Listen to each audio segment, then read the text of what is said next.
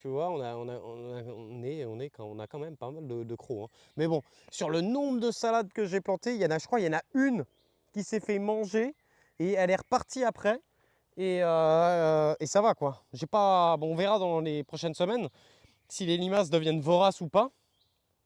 Et j'ai vu tout à l'heure, là, c'est ici que j'ai vu deux petits lézards. Et puis bah, ici, on a beaucoup d'aromatiques. Sarriette, la plante curry, j'ai du sainfoin, j'ai de l'herbe à chat, j'ai de l'origan, j'ai mon thym citronné qui est là. Le thym citronné, je vous conseille aussi. Et c'est marrant parce qu'il y a un bout du thym citronné qui est pas panaché, c'est assez rigolo.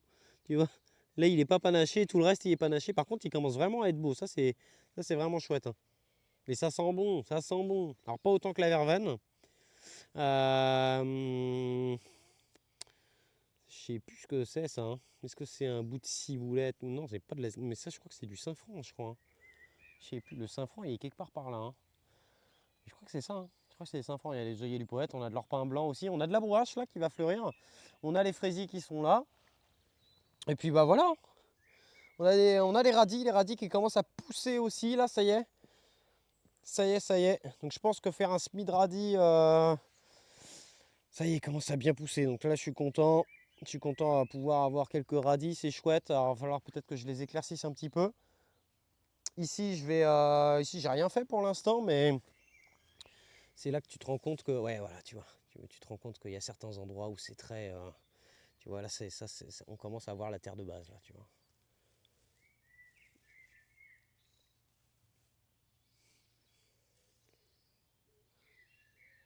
Oh, il est beau, lui, regarde ça.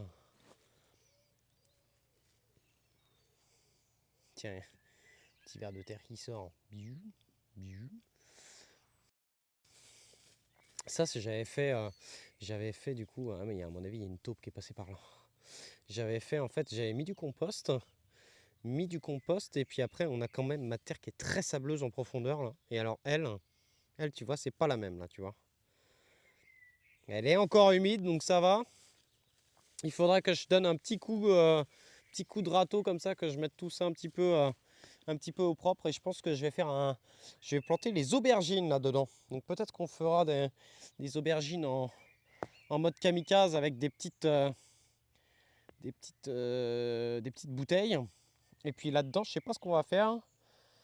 Ça sèche assez vite, hein. Putain, il y a des parties qui sèchent assez vite, hein.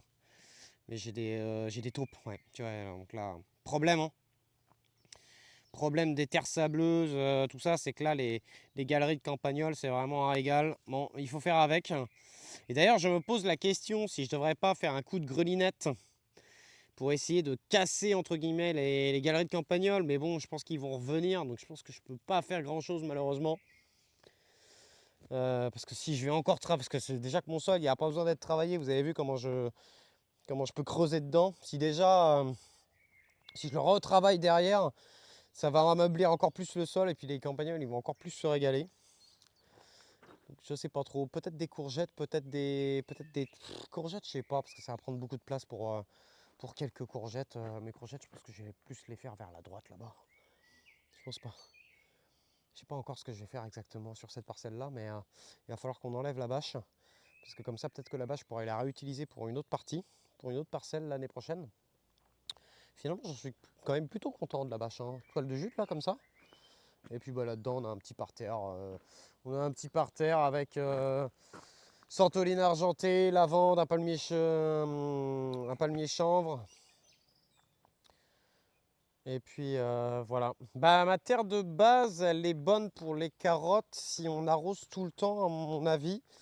Mais on est plusieurs dans le quartier à. Tu sais, je sais que j'ai mon voisin Michel là. Mais lui, pareil que moi, on n'arrive pas à faire de carottes. Et puis on a le voisin qui est là-bas, il arrive à nous sortir des carottes énormes. Donc on sait pas trop pourquoi. Mais tu vois, le problème de cette terre sableuse, c'est que elle devient vite comme ça, tu vois. Donc là, tu es sur un. Voilà, tu vois. C'est le problème de notre terre, c'est qu'elle est tellement sableuse qu'elle sèche très très vite et il n'y a pas de vie là-dedans. Et donc bah, c'est compliqué. Le semis de carotte, il est un peu compliqué. Et ça, c'est la terre de base, ça, on va dire. Tu vois, ça, c'est la terre de base. Donc, et tu vois, elle va croûter très très rapidement quand même. Et tu vois, regarde ça. Regarde comment elle passe en poussière, comment elle part en